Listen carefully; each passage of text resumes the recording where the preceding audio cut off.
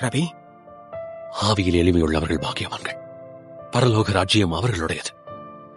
துயரப்படுகிறவர்கள் பாக்கியவான்கள், அவர்கள் ஆறுதல் அடைவார்கள். சாந்த குணமுள்ளவர்கள் பாக்கியவான்கள், அவர்கள் பூமியை சுதந்தரித்துக் கொள்வார்கள். நீதியின் மேல் பசிதாகம் உள்ளவர்கள் பாக்கியவான்கள், அவர்கள் திருப்தி அடைவார்கள். இரக்கமுடையவர்கள் பாக்கியவான்கள், அவர்கள் இரக்கம் பெறுவார்கள். இருதயத்தில் சுத்தமுள்ளவர்கள் பாக்கியவான்கள், அவர்கள் தேவனை தரிசிப்பார்கள்.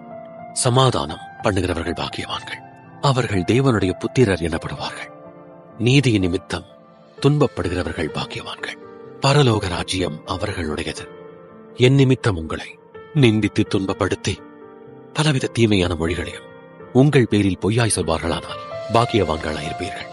சந்தோஷப்பட்டு களி கூறுங்கள், பரலோகத்தில் உங்கள் பலன் மிகுதியாயிருக்கும். யாராவது என்ன காணணும்னு விரும்பினா இப்படிப்பட்ட மக்கள் கிட்டதான் என்ன தேடணும்.